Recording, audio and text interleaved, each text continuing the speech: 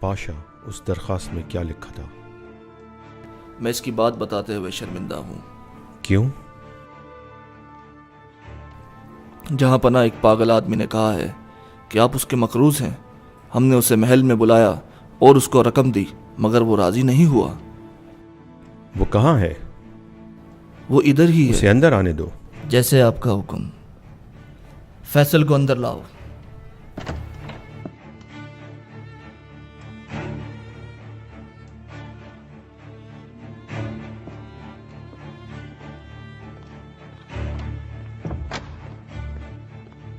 نوجوان، ہمیں اپنا مسئلہ بتاؤ۔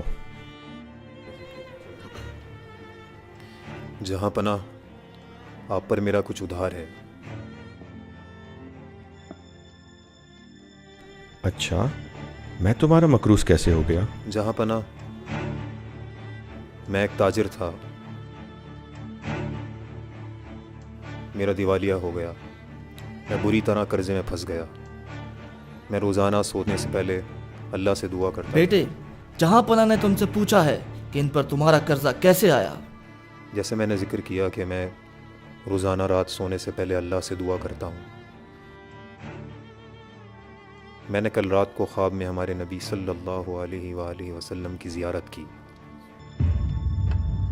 صلی اللہ علیہ وسلم۔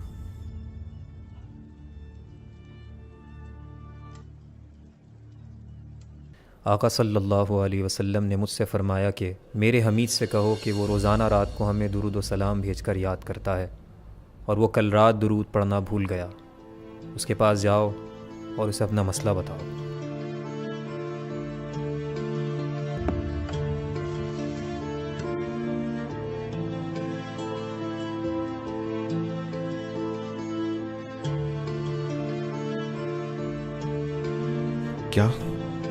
کیا فرمایا میرے آقا نے؟ کیا فرمایا؟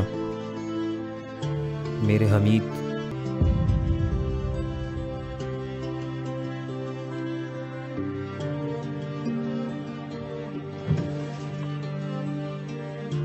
یہ قبول کرو۔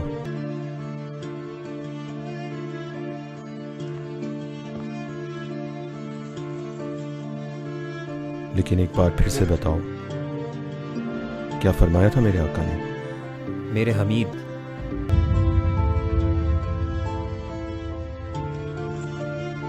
یہ بھی رکھو۔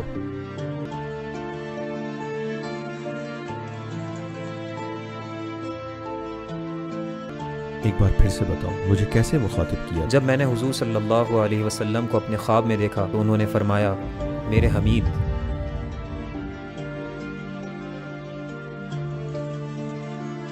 یہ لو، خدا کے لیے پھر سے بتاؤ۔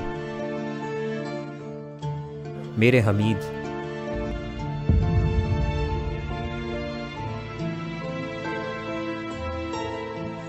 اور لو۔ میرے بیٹے، کیا اب یہ رقم تمہارے لیے کافی نہیں؟ یہ کافی ہے پاشا، اس سے میں اپنا قرضہ آسانی سے اتار سکتا ہوں۔ اللہ حافظ۔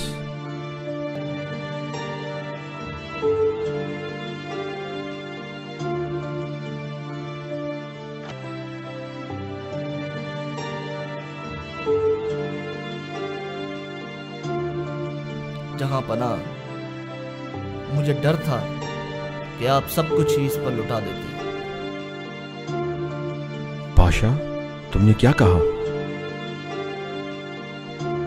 اللہ رب العزت کی قسم، اگر وہ کوشش کرتا کہ میری ساری جائیداد اور بادشاہت لے لے تو میں اسے دے دیتا۔ پاشا، میں کل رات کو کام کر رہا تھا اور میں تھک کر میز پر ہی سو گیا تھا اور درود شریف پڑھنا بھول گیا۔ اللہ میری اس کوتاہی کو معاف کرے۔